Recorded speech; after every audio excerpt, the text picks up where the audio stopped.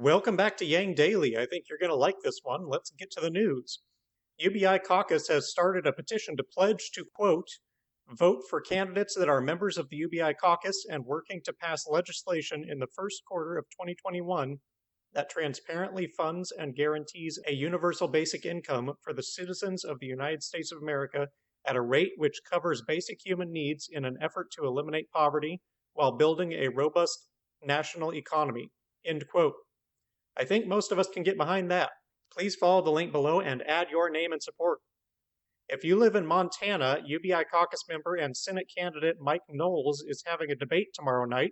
Look into him and consider attending. He has a pretty impressive resume: quantum mathematician, physicist, data analyst, environmentalist, Navy nuclear propulsion officer, roboticist, and perhaps most important of all, Eagle Scout. You Montana-ins are so spoiled. Other new UBI caucus members: Daniel Ross, running in New York, and Dan Witt, running in Arkansas. The CNN post-debate discussion with Yang was quite interesting. The panel was very friendly toward him and gave him far more speaking time than he was ever given at a debate. They even said they missed him being in the race and wished he would jump back in, though their network was involved in quite a few of the media blackout incidents when he was in the race. The big takeaway was that Bloomberg got crushed. He didn't have good answers prepared and was disconnected and tone-deaf to income inequality, sexism, and issues of race. For example, when asked if he deserves billions in net worth, he said yes, because he works hard. I don't know how you win the Democratic primary being that blindly loyal to the myth of meritocracy, as if there aren't millions of poor people working as hard or harder than him. Bloomberg seems to honestly be so insulated as to be delusional.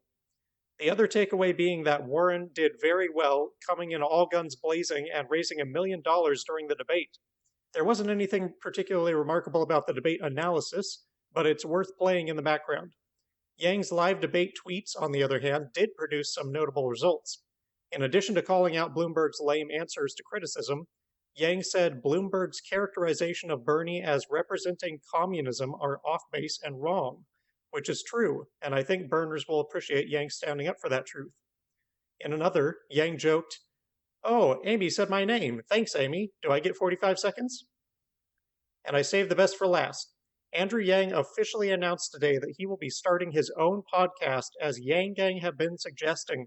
He tweeted, quote, "Now that we have our heads up, I am definitely starting a podcast for the Yang Gang.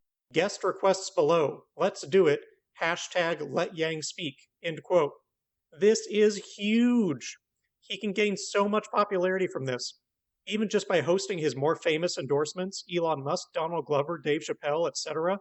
Then he can host researchers from UBI trials, Bill Gates to talk on nuclear power and climate change, Crystal and Sagar to talk progressive politics, AI experts, people who have experienced his other policies, VAT, ranked choice voting, drug decriminalization, etc.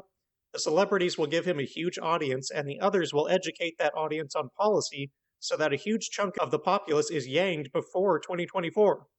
I can't wait to see this take off, and the discussion should be fascinating. Someday, it might even surpass the Yang Daily. No worries, I'll give him some tips on how to get his first 100 listeners. And that's it for today's Yang Daily.